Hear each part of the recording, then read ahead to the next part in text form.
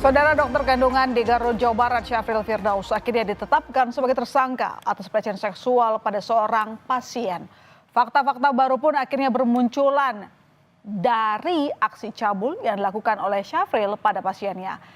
Syafril ternyata bukan sekali saja melakukan pelecehan seksual pada pasiennya. Bahkan penetapan status tersangka ini ternyata diberikan pada Syafril untuk kasus baru yaitu pelecehan seksual di tempat indekos. Bukan terkait video pelecehan di klinik yang sempat viral di media sosial. Dan inilah Syafril Firdaus, dokter kandungan, setelah keberadaannya dicari-cari. Akhirnya Polres Garut menetapkan Syafril sebagai tersangka pelecehan seksual pada pasien. Ibarat pepatah karena nila setitik rusak susu sebelanga. Akibat perbuatan cabulnya, jas putih dokter kebanggaan sehari-hari pun kini telah berganti dengan pakaian oranye khas penghuni tahanan. Tapi yang cukup mengejutkan, ternyata penetapan tersangka pada Syafril bukan untuk kasus dugaan pelecehan yang dilakukan pada ibu hamil di klinik yang video sempat viral beberapa waktu lalu, saudara. Melainkan kasus pelecehan yang dilakukan Syafril pada pasiennya di tempat indekos. Syafril bahkan diduga telah melakukan pelecehan seksual sebanyak 4 kali. Maskernya buka. Kok tega sih, kok tiba-tiba kenapa, tiba-tiba motifnya apa di bang? Lalu bagaimana ulas si dokter kandungan cabul ini menjebak para korbannya? Dari pemeriksaan polisi, pelaku menggunakan modus menawarkan pemberian vaksin pada pasien di luar klinik. Kasus ini bermula saat salah satu korban berkonsultasi masalah kesehatan pada pelaku pada 22 Maret 2025. Pelaku kemudian menawarkan suntikan vaksin dengan sejumlah biaya, saudara, yang dilakukan di rumah korban. Korban pun setuju dengan tawaran ini. Pada 24 Maret, pelaku dengan menggunakan ojek datang ke rumah korban untuk memberikan vaksin. Beralasan tak membawa kendaraan, pelaku kemudian meminta korban untuk mengantarkannya pulang ke tempat indekos. Di rumah indekos milik pelaku inilah pelecehan seksual pada korban pun terjadi. Dalam hal ini dokter yang dikunjungi menawarkan untuk kunjungan praktek di tempat kediaman korban. Pelaku minta diantarkan ke tempat kos-kosannya sampai dengan di rumah kos-kosan, di rumah pelaku dan berusaha menolak. Kemudian korban juga menyampaikan, mengancam akan melaporkan malam ini juga. Pelaku tetap melakukan perbuatannya sampai akhirnya si korban berusaha melawan dan menendang. Akhirnya pelaku keluar dan pergi. Aksi cabul yang dilakukan dokter kandungan di Garut ini menjadi sorotan setelah videonya saat dirinya melakukan aksi tak senonoh pada pasien viral di media sosial. Dalam rekaman CCTV, pelaku diduga melecehkan pasiennya saat pemeriksaan ultrasonografi atau USG pada seorang ibu hamil di sebuah klinik di Garut, Jawa Barat. Pelaku diduga melancarkan aksinya di sebuah ruangan tanpa pendampingan dari perawat ataupun staf medis lain. Dari hasil pemeriksaan polisi, video pelecehan ini terjadi pada 20 Juni 2024 lalu. Apa yang dilakukan pelaku dalam melakukan pemeriksaan USG yang video viral itu ternyata di luar standar operasional prosedur dalam melakukan pemeriksaan USG dan melanggar etika. Ada beberapa SOP saat pemeriksaan USG. Apabila pasien ibu hamil datang sendiri, wajib ada pendamping perempuan dari tenaga medis seperti perawat dan bidan.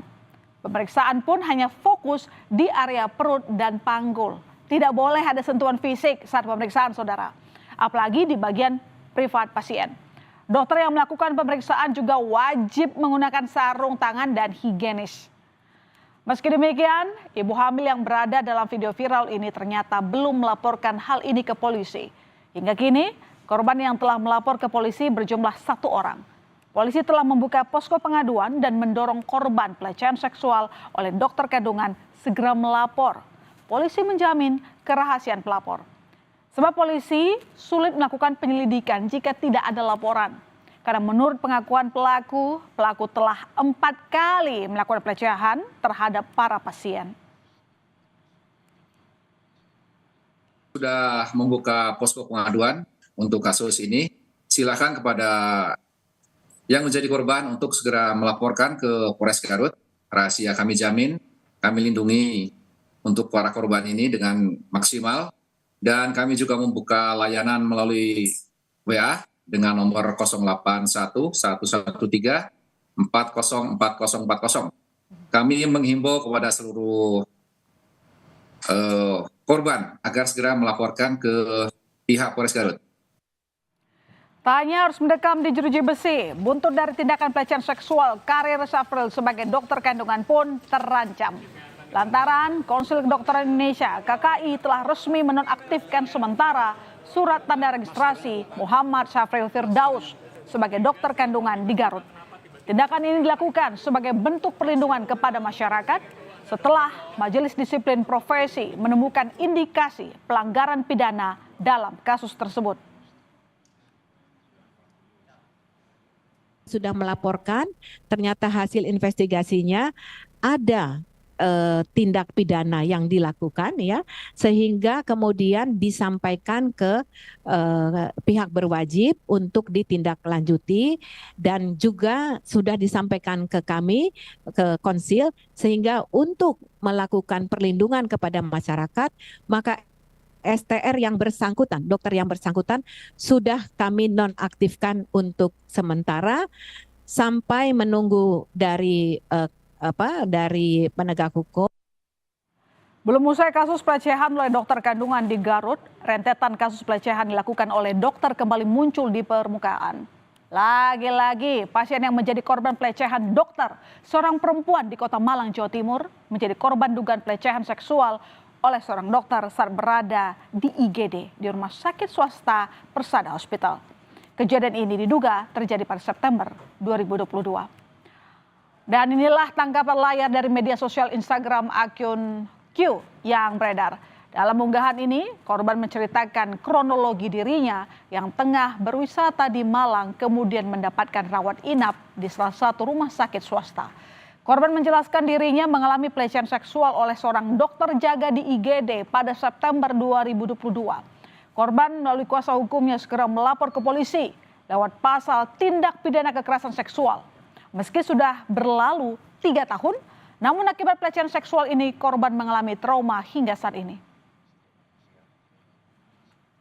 Karena kita duga dokter ini telah melanggar undang-undang tindak pidana kekerasan seksual, pasal 6 dan pasal 14. Kerugian secara mental, ya, kerugian imaterial, ya, yang jelas, ya, karena ini kejadian tahun 2022.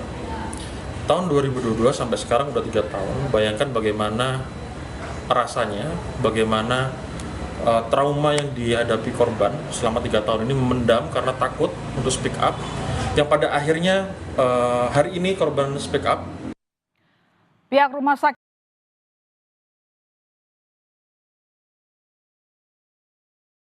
Persada Kota Malang membenarkan bahwa dokter IGD yang viral diduga melakukan pelecehan seksual pada pasien rawat inap atas nama AY adalah dokter IGD rumah sakit. Saat ini, dokter tersebut sudah dinonaktifkan dari rumah sakit untuk proses investigasi internal. Hasilnya dalam pengakuannya, dokter AY membantah melakukan pelecehan seksual. Pada rumah sakit, dokter AY bilang melakukan tindakan pemeriksaan wajar. Kini rumah sakit menunggu pengaduan korban dan proses hukum untuk melakukan langkah berikutnya. Mengaktifkan beliau dari pelayanan, kan gitu, itu nomor 1. Nomor 2, seluruh kewenangan itu kemudian diambil alih kembali oleh rumah sakit. Sekarang kalau ditanya pengakuan, tidak ada pengakuan. Yang dilakukan itu adalah pelayanan berdasarkan standar. Bersangkutan melakukan pemeriksaan itu tidak didampingi oleh para medis atau teman-teman keperawatan. Rentetan kasus asusila yang dilakukan oleh dokter pada pasiennya dalam beberapa waktu ini sangat disesalkan Kementerian Kesehatan. Kemenkes tak segan mencabut surat tanda registrasi atau STR kepada dokter yang melanggar etika. Konsekuensi dari pencabutan STR dari seorang dokter adalah seumur hidup tidak akan bisa melakukan praktik. Tapi akan ditindaklanjuti dari aspek hukum dan aspek legalitas aturan-aturannya. Misalnya beberapa waktu yang lalu ada juga kegiatan yang berkaitan dengan kegiatan asusila. Itu sudah kita cabut STR-nya, surat tanda registrasinya oleh Kemenkes. Kalau dicabut tanda registrasinya, maka dia tidak akan bisa praktek seumur hidup. Kekerasan seksual di ranah medis harusnya tak boleh terjadi, apalagi dilakukan oleh seorang dokter terikat dengan sumpah. Sumpah yang merupakan komitmen terhadap etika, moral, dan tanggung jawab profesi. Perlindungan pasien perlu dikedepankan agar tidak rentan menjadi korban penyalahgunaan relasi kuasa oleh dokter. Sanksi tegas tentu harus berlaku bagi dokter pelaku kekerasan seksual agar tak sembarangan memanfaatkan kepercayaan pasien.